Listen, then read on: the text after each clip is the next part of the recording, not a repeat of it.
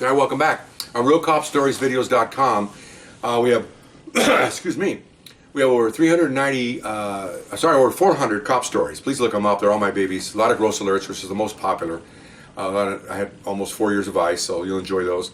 Make sure you're careful who's in the room, because some of them are really, really gross. I don't swear, or I don't really explain. I let your mind do it after I tell you about it, and it works really well.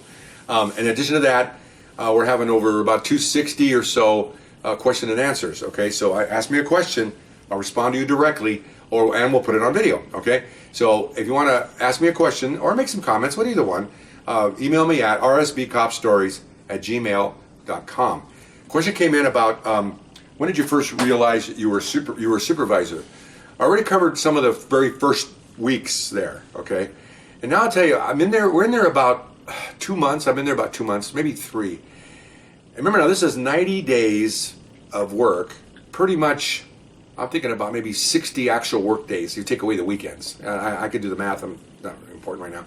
Basically, 20 work days for 3 months. Oh, it's 60 days. Yeah, that makes sense. Okay, because of weekends. We had done 65 or 70 search warrants. Okay, very good output for a small little unit of about, well, now it grew a little bit. Now there's like 12 of us. In Watts, very dangerous, guns almost every warrant, in violent areas, gang members.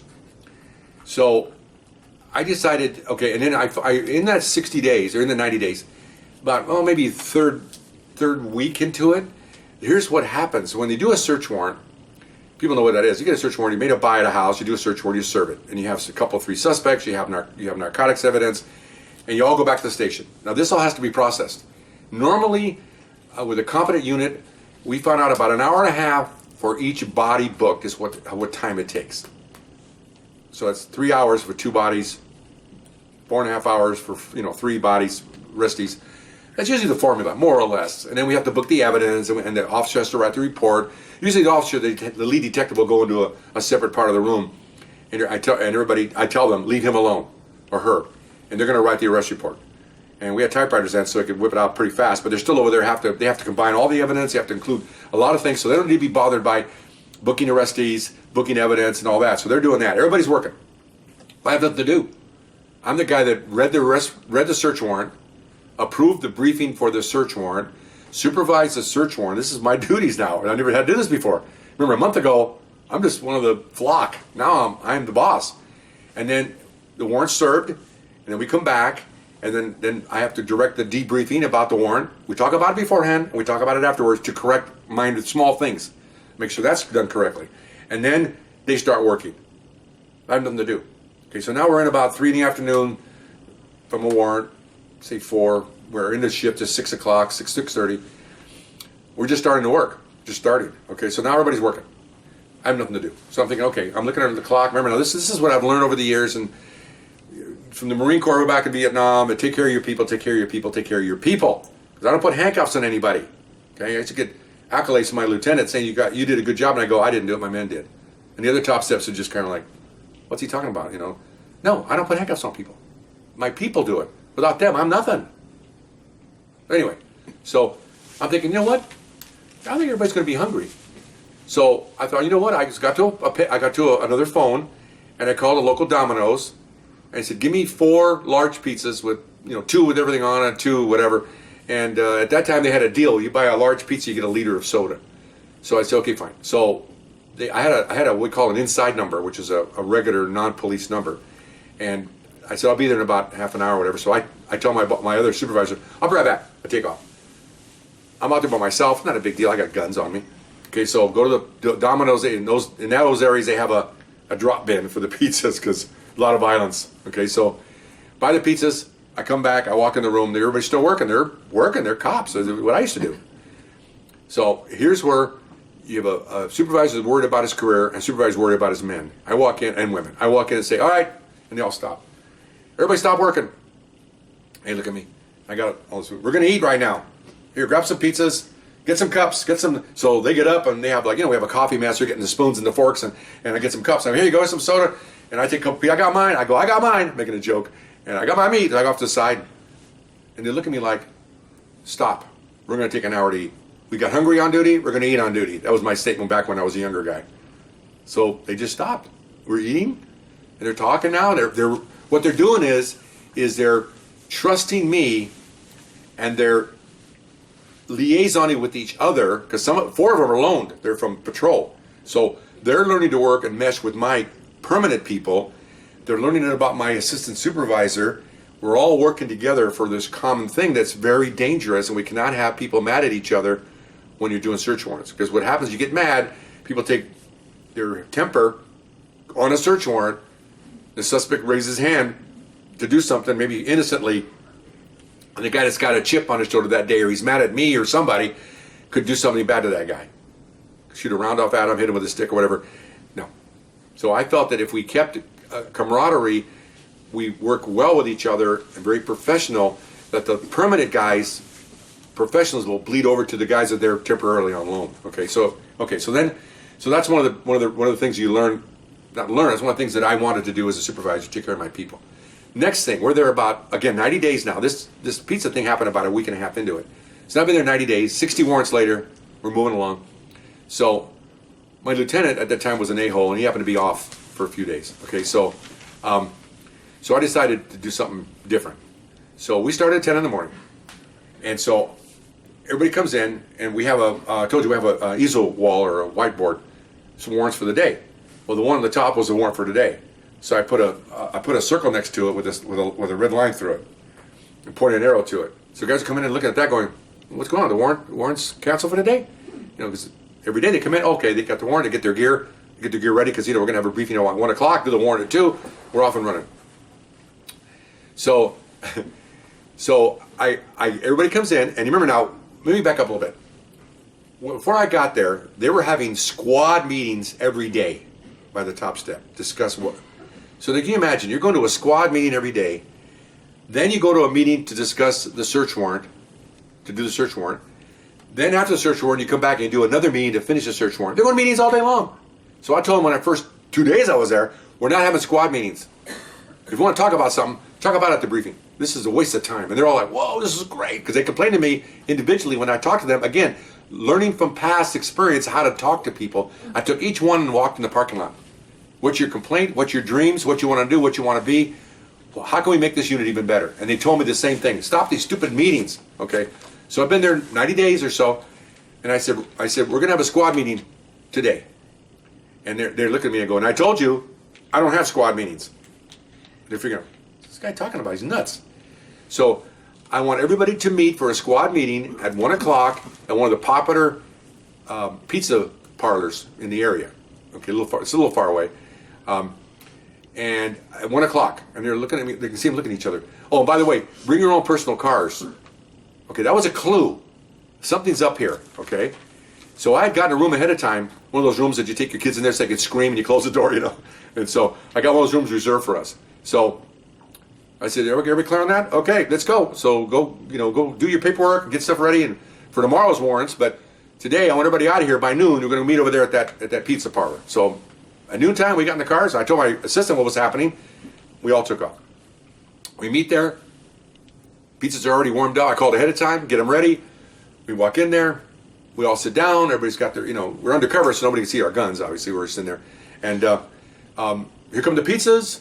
Here come, they had machines there, which is kind of neat. They had I guess for the kids, they had soda machines, like 4 or 5 different sodas. You could just get your own, And we had already got that when we got there. The guy told me those drinks are just get what you want. So, guys came in. We closed the door. We were eating pizza. I said, sorry guys, I'd love to get you beer, but we're kind of on duty right now. Everybody's, that's okay, we don't care. So now everybody's talking, relaxing, and enjoying each other's company. I had 3 ladies working for me, and I think at that time we had 14. So I had 3 ladies and 11 guys, including myself. So you want to keep the workplace a nice environment. Even in those days, you had, now they got the Me Too, but in those days you didn't want to have a hostile work environment because you're going to get, the department's going to come down on you hard, and just break everybody up and send you places you shouldn't go and discipline people for having a hostile work environment. Can't do that. So I ensured that it wasn't going to be one from doing something like this. And so we had our meeting, and now it's like, 2 o'clock, 2:30. And so they're all looking at me thinking they're all going to go back to work. And some of them already forgot they brought their own cars. There's a reason for that. I said, okay, it's a good party. I said, I said, it's a good meeting. covered a lot here. We didn't talk about anything about police work. I said, good briefing. Okay, now I expect everybody to leave here and go clean your guns and get your equipment ready for tomorrow. And we're done for the day. I'll see you guys later. And they looked at me and I go, before we go, all I ask two things. And they probably thought, uh-oh. If you're going to drink something, do it after 6:30, please. Because we're off at 6:30. And if you're going to beat up your significant other, please do it after 6:30. Okay, so everybody starts laughing. See you guys tomorrow. Okay. That gesture right there. Now that I'm telling this story, that you're going to find out that I cheated the city out of some hours. Really don't call that cheating the city out of hours. That was an investment. I look at it in a different way. I look at it as a supervisor, a realist supervisor. This is an investment in the future of this unit, the future of the morale. These guys are relaxed now. They're enjoying each other. They're enjoying me in the sense they respect me now because I'm taking care of them, both administratively and physically, and it worked out really extremely well, really well. Okay, now, 2 months go by. Christmas is coming, okay? So, I come to work one day, we did a warrant, we come back. I said, before we do paperwork, hold everybody, we're gonna have a Secret Santa for Christmas. Okay, remember, I got 14 people in there. I got 3 ladies and 11 men, and they're all alphas. Well, only about 4 of the men were super alphas. They go, this is wussy, and rah. I said, well, it's an order. And they go, what? I said, we're gonna have a Secret Santa. I said, and by the way, the 2 guys, well, it was actually 2 guys over there. I go, by the way, you know your yearly evaluations are coming up, right? You're aware of that, right? They looked at me. I go, so there's like 6 boxes, productivity, average, good, and outstanding. There's a couple of boxes in there that kind of apply to this, Professionalism, that could be one. Well, they know that's you don't want to see that goes in your package, and that's what they look at when you promote. They want to see what those things, because I write a narrative in there, how great he is and all that stuff, and they look at those boxes. If they're not all checked outstanding, you're not going to make it. Why would a supervisor not check one? What's wrong with you? They know that. Well, I'm just thinking, we'll talk about that later. Okay, fine. So, give it a couple days. We had a drawing. Secret Santa, draw names. Okay, don't tell them any names, okay? And no more than $30. Is that okay with everybody? We can go lower. No, that's okay. Fine. Well, now the guys that were complaining are trying to find out who has their name. They're over there. Go, who do you have? I can't tell. Well, you got me. I got so and so, and they're lying. Okay, they want to get it. So they don't on for like a couple weeks. I said, stop it, you guys. I thought you didn't want to. Well, okay, fine. So I had planned. I got a room at a rib place because it was close by, and we loved the ribs. Some of them got out of business. It's a great place. Got a room in there for 14 people. I mean, realistically, I was making a lot more money, but it was about $12 a person, so maybe $170 with drinks, maybe 180, 14 people. Come on, not even $200. It was like $12 a head plus drinks for rib, a rib thing, a rack of ribs. Okay, fine. So we again, I told my boss, my lieutenant, at that time we picked up a good one, and I said, we're going to have a Secret Santa dinner and blah, blah, blah. And I lied. I said, we're going to have it at 4. We had it at 2. Okay, come on. So went over there. They all came in their own cars, sat around. All the gifts were exchanged. The food's coming, ribs. Everybody's having a good old time. No booze because we're drinking, because we're kind of on duty. And everybody left like 4:30, 5 o'clock, gone for the day. Everybody's gone. It was great. It was a Friday, so we had the weekend off. I believe Monday was a holiday, so we had like 3. It was really nice. I felt so good about that. One of those times where I got to write a check for $200, but you know what? It felt good that they were watching my people. Because again, I'm the boss, so I'm not really with them anymore. Unfortunately, I feel bad about that. I'm just in charge of them. I'm not part of them anymore. I can't. Everybody else is having lunch together and all that stuff. I'm not part of that. So, but I felt good that I was a part of keeping them together as a unit, men and women. There was no men and women in that room.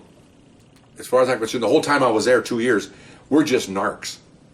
And the women love that because they want to be equal, and they earned it. They earned that title as a narc, not because they worked at it. So anyway, so that was kind of neat. And then like 2 weeks after that, we come back and everybody had a good time. We did continuing warrants every day, and then the 2 complainers, both separately, are we gonna have a Secret Santa next year? Really?